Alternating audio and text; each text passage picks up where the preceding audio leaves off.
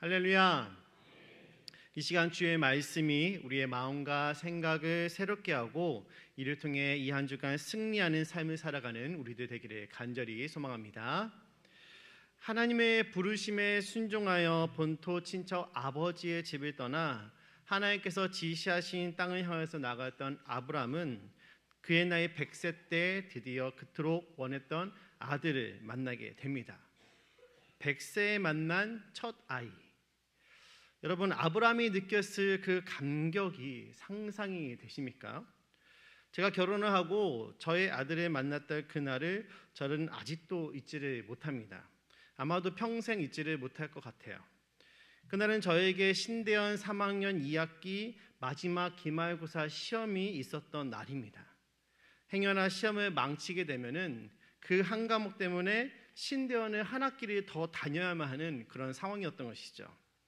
시험을 불과 50분 앞둔 상황에서 드디어 저희 아들이 태어났고, 저는 아내와 아이의 상태만 급하게 살핀 후에 흥분되는 마음을 안고 시험 후에 학교를 향해 급하게 나아갔습니다. 성남에서 양지에 있는 신대원까지는 보통 40분 정도가 걸립니다. 그날은 제가 어떻게 운전해서 갔는지 정확히 시험 시작 5분 전에 도착을 했고, 저는 강의실에 들어가면서 너무 기쁜 나머지 저 방금 아빠 됐습니다 라고 외치면서 전도사님들의 박수와 축하 속에서 시험을 치르고 이내 병원으로 금방 돌아왔습니다. 그때를 생각하면 아들을 만났던 그 흥분과 기쁨은 아직도 제 안에서 생생하게 살아있는 것만 같습니다. 살짝만 손을 대도 깨질 것만 같은 그 작은 몸에서 우렁차게 우는 목소리와 또 동시에 거치게 숨을 몰아쉬던 그 모습은 이 세상 그 어떠한 말로도 표현할 수 없는 감격과 신비로운 그 자체였던 것이죠. 그런데 여러분, 오늘 아브라함은 어땠을까요? 100세에 하나님께서 약속해 주신 그 아들이 드디어 태어났으니 그가 하는 손짓 하나 발짓 하나 모두 아브라함에게 있어서 이삭이라는 그 이름처럼 웃음 그 자체였을 것입니다. 그런데 여러분, 하나님께서 아브라함을 불러 말씀하십니다. 우리 본문 2절 말씀 함께 보도록 하겠습니다. 2절입니다. 시작. 내 아들 내 사랑하는 독자 이삭을 데리고 모리아 땅으로 가서 내가 내게 일러준 한 산 거기서 그를 번제로 드리라. 아멘. 여러분, 이게 무슨 청천벽력과 같은 소리입니까? 지금 아브라함으로서는, 아니 인간으로서는 도저히 이해할 수 없는 것을 하나님께서 요구하고 계신 것입니다. 그러나 여러분, 인간적으로 이해하기 어려운 이 요구 앞에서 아브라함이 어떻게 반응을 했을까요? 그는 하나님의 뜻을 따르는 순종과 믿음으로 이 상황에 응답을 합니다. 이것이 아브라함을 믿음의 조상이다라고 부르게 만들었던 결정적인 요인이었던 것이죠. 믿음의 여정이라는 주제를 가지고 저녁마다 말씀을 이어가고 있습니다. 간혹 신앙생활을 이제 막 시작하신 성도들 가운데 자신에게 닥치는 그 어려움과 고난에 대해 왜 이러한 일이 나에게 일어나는지 의아하시는 분들을 만나게 됩니다. 그들의 기대는 예수님을 믿으면, 이제 예수님을 믿었으니까 세상의 모든 어려움들은 나에게서 다 떠나가고 이제 나는 그 예수님이 주시는 그 복만 누리며 살게 될 것이다 라는 그런 기대감이 있었기 때문인 것이죠. 물론 예수님을 믿는 것은 복입니다. 예수 믿고 구원받는 것보다 더 큰 복이 어디 있겠습니까? 그러나 이 땅에서 믿음을 가지고 살아가길 원하는 성도들은 그 사단은 가만히 두지 않는다는 것이죠. 성도들이 구원의 소망을 놓을 수만 있다면 사단은 무슨 일이든 하는 것입니다. 여러분, 사단은 우리가 알듯이 교묘합니다. 그들은 치밀하고 우리의 연약함을 너무나도 잘 파악하고 있는 것이죠. 그래서 어떻게 우리를 공격하면 우리가 넘어질지를 완벽하게 파악하고 있는 것입니다. 이런 사단의 집요하고도 교묘한 모습을 C.S. 루이스는 스크루테이프의 편지라는 유명한 책을 통해 소개하며 성도들에게 영적인 경각심을 가질 수 있도록 돕고 있습니다. 그 한 대목을 여러분들에게 소개하겠습니다. 나의 환자, 여기서 환자는 인간을 말합니다. 환자에게 가장 좋은 유혹은 한꺼번에 강하게 몰아치는 것이 아니다. 오히려 그가 신앙과 선을 향한 길에서 아주 조금씩 미끄러지게 만드는 것이지, 바람직한 것은 그를 천천히 꾸준히 불과 몇 밀리미터씩 빗나가게 하는 것이다. 지옥으로 가는 길은 갑자기 열리는 거대한 문이 아니라 아주 편안하고 부드러운 경사로 이루어진다.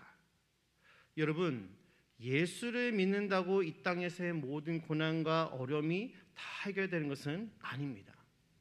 오히려 바울은 성도가 이 땅에서 복음 때문에 받게 되는 고난을 장차 우리가 받게 될 영광과 비교할 수 없다라고 말하며 우리로 하여금 그리스도의 고난에 동참하라고 이야기를 하고 있죠. 그래서 성도가 걸어가는 믿음의 여정에서 우리 모두는 반드시 시험을 만나게 됩니다. 이 시험은 우리의 결단을 점검하는 것에 그치지 않고 우리의 믿음이 진정으로 하나님을 신뢰한지를 확인하는 중요한 순간이 되는 것이죠. 오늘 본문은 성도가 받는 믿음의 시험을 가장 잘 보여주는 대표적인 본문이라고 할 수가 있겠습니다. 이 시간 말씀을 통하여 아브라함의 믿음을 살펴보고 우리도 어떠한 시험 앞에서도 의연하게 믿음의 여정길을 뚝심 있게 걸어갈 수 있기를 간절히 소망해 봅니다. 앞에서 하나님은 아브라함에게 이삭이라는 희생을 요구하시는 것을 볼 수 있었습니다. 이삭은 존재 자체가 다른 아이들과 달랐습니다. 아브라함과 사라가 오랫동안 기다려온 하나님께서 약속하신 그 약속의 자녀였기 때문인 것이죠. 그러므로 이삭의 탄생은 그들의 삶에 있어서 기쁨이자 희망이요 믿음과 소망의 상징이었습니다. 그런데 오늘 하나님께서 아브라함의 믿음을 시험하기 위해 그가 가장 사랑하는 이삭을 제물로 바치라고 명령하고 있는 것이죠. 아브라함 시대에는 사람을 제물로 바치는 제사가 고대 근동 지역의 이방 민족들 사이에서 드물지 않게 이루어지고 있었다라고 합니다. 특히 가나안 지역에는 특정 신들에게 자녀나 사람을 제물로 바치는 그런 관습이 존재했던 것이죠. 이러한 제사가 가지는 특징은 가장 중요한 것을 포기하라라는 것입니다. 고대 문화에서는 자신이 가장 소중하게 여기는 것을 신에게 드림으로 신이 자신들에게 풍요와 전쟁에서의 승리 또는 때때로 임하게 될 수 있는 재난을 피할 수 있을 것이다라고 여겼던 것이죠. 사랑하는 성도 여러분, 오늘 하나님께서 아브라함을 시험하시는 이 장면을 통해서 우리는 믿음의 여정에서 성도가 받게 되는 시험이 주는 첫 번째 의미를 발견해 볼 수가 있습니다. 그것은 가장 소중한 것을 포기하라라는 것입니다. 우리 함께 읽어보도록 하겠습니다. 시작. 가장 소중한 것을 포기하라.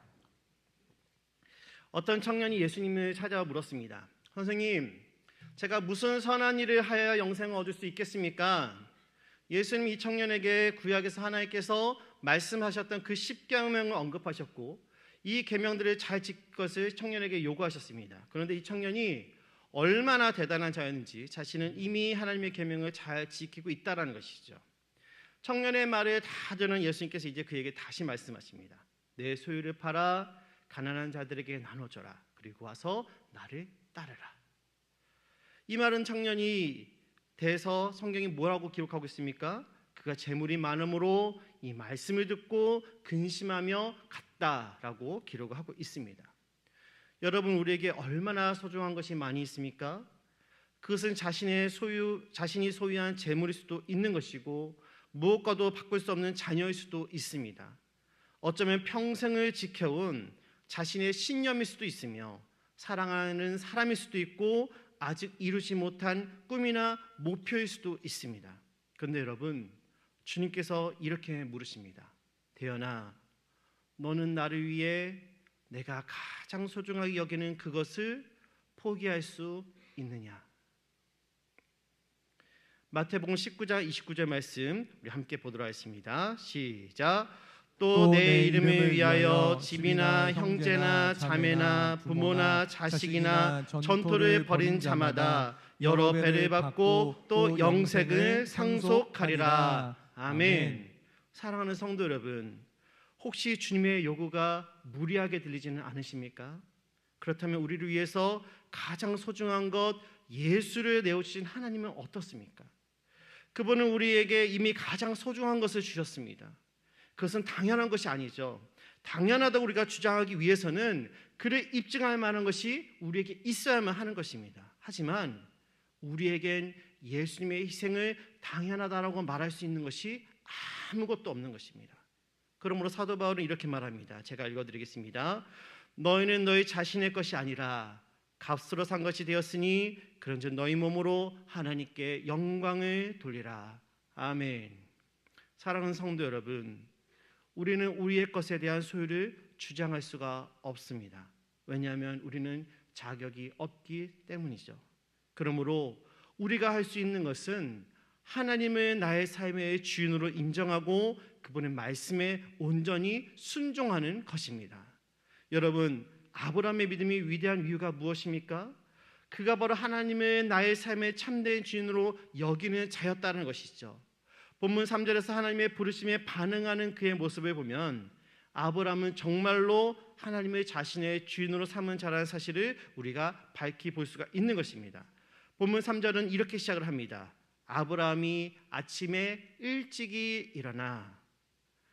하나님의 부르심 이후 아브라함이 그 밤을 어떻게 지냈을지 우리는 알 수 없지만 본문을 통해서 확실한 것 하나는 아브라함은 주저하지 않았다라는 것입니다. 아브라함이 느꼈을 혼란과 고민, 심적인 고통이 왜 없었겠습니까? 그러나 지체하지 않고 아침에 일찍 일어나 길을 떠나는 그의 모습은 그가 하나님을 절대적으로 신뢰했다는 것을 우리에게 보여주고 있는 것입니다. 우리는 여기서 믿음의 여정을 가는 성도들에게 요구되는 두 번째 원리를 발견하게 됩니다. 우리 스크린에 있는 거 함께 읽어보도록 하겠습니다. 같이 봅니다. 시작. 하나님만이 우리의 참된 주인이 되십니다. 아멘. 여러분, 우리는 하나님께서 빚으시고 창조하신 피조물에 불과합니다. 그러므로 창조주 하나님, 우리의 참된 주인이 되시는 하나님께서 우리에게 무언가를 요청하실 때 주저한다면 그것은 오히려 맞지 않는 행동인 것이죠. 오히려 아브라함처럼 즉각적으로 반응하는 모습이 하나님을 주인으로 삼는 자들에게서 나타나는 자연스러운 반응이라는 것입니다. 하나님께서 아브라함에게 그가 가장 소중하게 여기는 것을 시험으로 하십니다. 이는 그의 믿음이 확실한 것인지를 점검하기 위함이었습니다. 하나님께서 우리의 믿음을 점검하기 위해서 어떠한 시험을 제시할지 우리는 알 수 없습니다. 그러나 분명한 것은 그 시험은 나의 소중한 것을 포기해야 하는, 결코 쉽게 결정할 수 있는 문제가 아니다라는 사실인 것이죠. 때로는 하나님의 부르심에 내가 아직 준비가 덜 되었습니다. 여전히 나는 부족합니다. 좀 더 저는 기도를 해보겠습니다라고 대답하면서 하나님의 그 명령, 하나님의 부르심 앞에 미루려고 하는 우리의 모습을 발견하게 됩니다. 그러나 이러한 고백은 나 자신을 겸손하게 포장한 교만이다라는 것이죠. 정말로 하나님이 나의 주인이심을 믿고 고백하는 자라면 그분의 부르심에 나아가야만 한다라는 것입니다. 그러므로 오늘 우리도 아브라함처럼 하나님의 말씀에 주저함없이 순종할 수 있기를, 믿음으로 결단할 수 있기를 간절히 소망합니다. 하나님께서 지시하신 산에 도착한 아브라함은 이제 아들 이삭을 데리고 단둘이서 산으로 올라갑니다. 그때 그의 말에 주목해 보시기 바랍니다. 본문 5절 말씀 함께 보겠습니다. 같이 봅니다. 시작. 이에 아브라함이 종들에게 이르되 너희는 나귀와 함께 여기서 기다리라. 내가 아이와 함께 저기 가서 예배하고 우리가 너희에게로 돌아오리라 하고. 아멘. 여기 보면은 아브라함이 놀라운 말을 하는 것을 보게 됩니다. 우리가 너희에게로 돌아오리라. 아브라함이 이 말은 빈말이 아니었습니다. 그는 산으로 올라가는 가운데서도 비슷한 말을 이삭에게 해주게 되죠. 8절 말씀 제가 읽어드리겠습니다. 아브라함이 이르되 내 아들아, 번제할 어린 양은 하나님이 자기를 위하여 친히 준비하시리라 하고 두 사람이 함께 나아가서. 아멘. 여러분, 아브라함의 이 말은 이삭의 그 예상치 못한 질문을 재치 있게 회피하기 위한 그런 임기응변식의 대답이 아니었습니다. 하나님을 신뢰했던 아브라함은 정말로 이렇게 될 것을 믿었던 것이죠. 우리 히브리서 11장의 말씀 함께 읽어보도록 하겠습니다. 같이 봅니다. 시작. 아브라함은 시험을 받을 때 믿음으로 이삭을 드렸으니 그는 약속들을 받은 자로 돼 그 외아들을 드렸느니라. 그에게 이미 말씀하시기를 내 자손이라 칭할 자는 이삭으로 말미암으리라 하셨으니 그가 하나님이 능히 이삭을 죽은 자 가운데서 다시 살리실 줄로 생각한지라. 비유컨대 그를 죽은 자 가운데서 도로 받은 것이니라. 아멘. 여기에 오늘 말씀의 마지막 영적인 원리가 있습니다. 바로 하나님의 공급을 신뢰하라라는 것입니다. 우리 함께 읽어보겠습니다. 시작. 하나님의 공급을 신뢰하라. 이삭과 함께 산을 오르기 시작한 아브라함은 드디어 하나님께서 알려주신 곳에 이르렀습니다. 이어 하나님께 제사를 드리기 위해 제단을 쌓고 나무를 버려놓고 이제 그의 아들 이삭을 결박하여 제단에 올려놓은 다음 그를 잡기 위해 칼을 집어 들었던 것이죠. 그 순간 하나님께서 뭐라고 말씀하십니까? 아브라함아, 아브라함아. 하나님의 음성을 듣는 아브라함은 이삭을 잡기 위해 들었던 그 칼을 이제 내려놓고 이제 여호와의 사자가 전하는 말씀을 겸손히 듣습니다. 12절에서 이렇게 말합니다. 내가 내 아들 내 독자까지도 내게 아끼지 아니하였으니 내가 이제야 내가 하나님을 경외한 줄을 아노라. 아멘. 아브라함의 믿음이 인정받는 순간이죠. 아브라함이 주변을 둘러보니 이삭 대신 하나님께 올려드릴 순양이 숯불에 걸려 있는 것을 발견하게 됩니다. 여러분, 이 순양이 바로 하나님이 예비하셨음을 믿으시기를 바랍니다. 아브라함은 자신을 위하여 순양을 예비하신 하나님을 향해 여호와 이레, 여호와의 산에서 준비되리라고 말하며 하나님을 찬양하며 그분의 이름을 높여드렸습니다. 이 찬양은 기쁨의 찬양이요 감사의 찬양이 되었던 것이죠. 아브라함은 끝까지 하나님을 신뢰하시며 하나님은 그 신뢰를 받으시고 이삭을 대신할 순양을 예비해 주셨던 것입니다. 아브라함의 순종과 신뢰는 하나님께서 모든 상황에서 필요한 것을 미리 준비해 두시는 분이라는 사실을 확인하게 했습니다. 하나님은 언제나 우리를 위해 예비하고 계시는 분이심을 믿으시기 바랍니다. 우리가 그분의 시간과 방법을 신뢰할 때 우리는 나에게 닥친 시험에 대한 두려움에서 벗어날 수가 있는 것입니다. 그러므로 우리 삶에도 어려운 결단과 순종을 요구하는 순간이 올 때 하나님의 공급하심을 신뢰하시기를 바랍니다. 하나님은 우리의 필요를 아시며 우리가 감당할 수 없는 상황에서도 해결책을 예비해 주시는 분이십니다. 우리가 믿음으로 걸어갈 때 하나님께서 그 길에 필요한 모든 것을 준비해 두셨다는 것을 믿고 나아갈 수 있기를 간절히 소원합니다.